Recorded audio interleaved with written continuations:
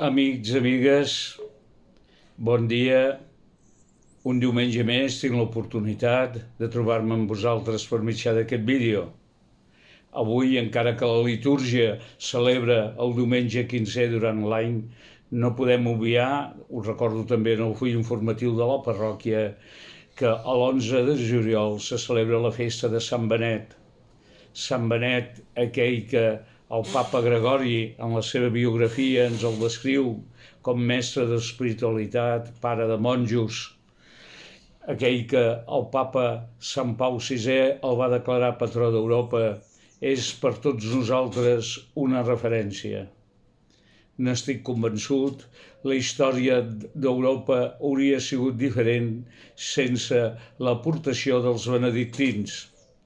I és aquí que vull començar amb un agraïment per tot el que hem rebut de Sant Benet i també per un agraïment per tot el que la nostra espiritualitat, la nostra litúrgia, la nostra cultura han rebut dels diferents monestirs al llarg de la història i més concretament els que ara existeixen actualment. Gràcies per tota l'aportació que fan a la nostra església i per la pregària que realitzen els monestirs cistercencs i benedictins masculins i femenins que hi ha a Catalunya. Que Sant Benet, patró d'Europa, ens ajudi a conservar les arrels cristianes, que Europa sigui un lloc d'hospitalitat, que sigui un lloc en què els drets humans són l'ànima en què vivifica totes les seves legislacions, en què les desigualtats econòmiques vagin desapareixent. Estem molt lluny d'això. Demanem a aquell fundador de l'ordre benedictina que ens assereni a tots, ens doni coratge i que la seva regla que ell va fer pels monjos sigui també per nosaltres un focus i un lloc d'espiritualitat. Feta aquesta referència a Sant Benet, faré un breu comentari a les lectures a les lectures del diumenge d'avui, que potser molts de vosaltres heu llegit. La primera lectura és del llibre del profeta Amós.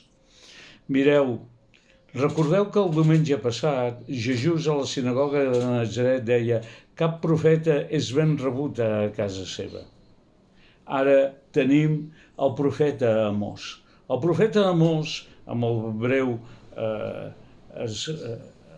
fragment que hem llegit, se'ns mostra dient: jo sóc pastor i el que sé fer és madurar el fruit dels sicòmors.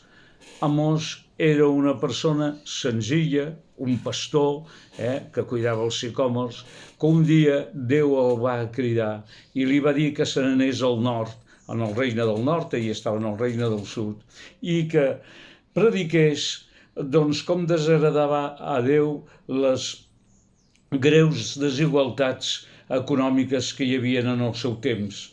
És en el moment en què en el regne tant de Judà com d'Israel, els dos regnes, hi ha grans desigualtats econòmiques.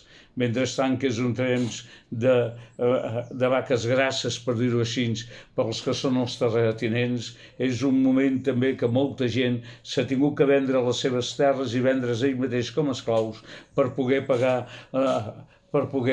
els deutes. Amós, juntament amb Osees, seran dos dels grans profetes que diran que allò que robem, allò que escatimem al pobre és com un robatori. És en aquest moment que Amazies el crida i li diu a Amazies que parla en nom del rei, li diu que se'n vagi i que no prediqui més. Aquest testimoni d'Amós, un home senzill, ens ha d'ajudar a tots nosaltres a descobrir que també cadascú de nosaltres, en les feines que fem, en el rol que juguem en la nostra família, en l'edat que tenim, cadascú de nosaltres hem estat cridats per Déu per tenir una missió. Amós poc es pensava que el cridarien per ser profeta i que hauria de marxar. I quina és la missió que tenim cadascú de nosaltres? L'hem de saber discernir. Però Algú serà, doncs, sent honrat en la feina. Un altre serà ajudant a la família. Un altre serà portant reconciliació allà on hi ha baralla. Però el que no podem fer és viure al marge dels problemes que hi ha al costat nostre. Tots tenim una vocació, la vocació de Déu que ens ve condicionada pels moments en què venim, perquè nosaltres deixem el món millor del que l'hem trobat. I això, no viure, implicar-se en la realitat, comporta com li va comportar a Amós, doncs, passar dificultats. Amós se sent fort, perquè sap que Déu l'ha cridat i que està amb ells. També nosaltres ens hem de sentir forts, perquè Déu ens ha cridat a cadascú de nosaltres. I aquesta figura del profeta Amós ens ajuda per entendre el que hem escoltat en l'Evangeli. Recordem també l'Evangeli del diumenge passat. Allà, doncs, vam escoltar com Jesús era rebutjat a la sinagoga de Natzaret. Recordeu que ja ho dèiem, el lloc en què ell s'havia criat, aquell lloc tan entranyable de la seva infantesa, adolescència i joventut. Hi ha un fet que sempre ens sorprèn en l'Evangeli. Jesús és rebutjat a Natzaret, humanament, doncs, té un fracàs, però no s'ensorra anímicament. Continua. L'Evangeli del diumenge passat acabava dient i Jesús va continuar predicant per pobles i viles. Ell té una missió. Ell se sap que ha de comunicar doncs, el que íntimament viu. Ell ha vingut enviat pel Pare, com el Pare m'ha enviat, ens dirà, doncs per donar-nos la salvació. Ell morirà per tots nosaltres. I ell no es desanima. Dic això perquè també nosaltres en aquests moments podem caure en el desànim de dir aquest temps nostre, escolta, això no s'aguanta per res, cada dia a l'església som menys i gent més gran, quan semblava que la pandèmia ja la teníem vençuda i estàvem vacunats, ara torna a sortir un rebrot, quan veiem que les coses, cadascú se sap el seu, i tenim la tentació de desanimar-nos. L'exemple, el testimoni, l'estímul de Jesús que diu no, del fracàs entomem-lo, continuem predicant.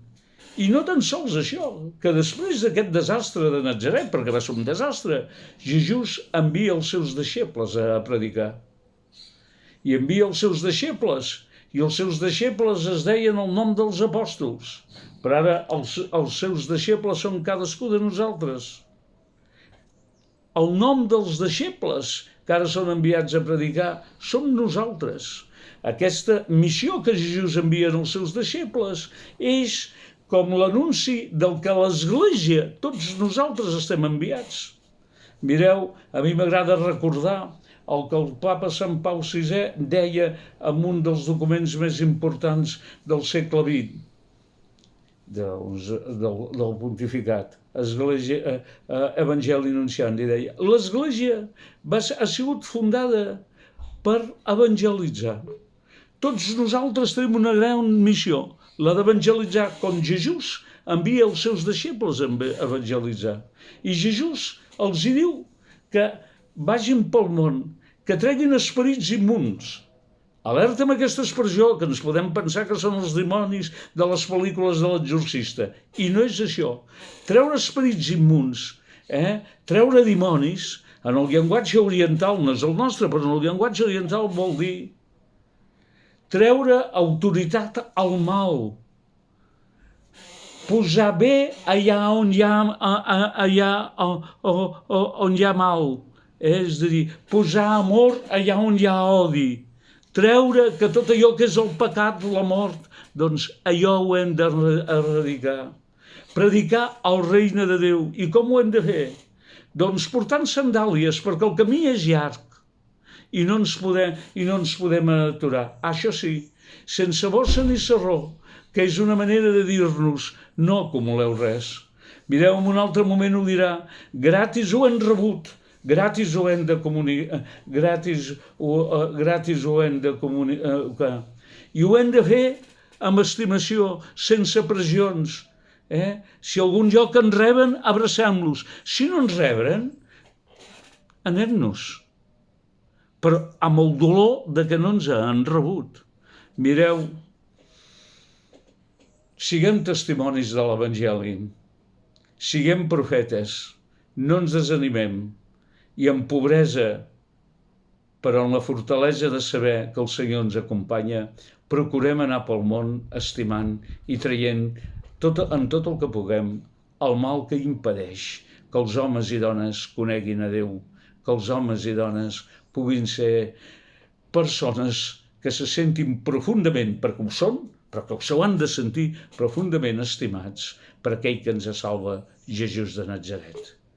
Molt bon diumenge.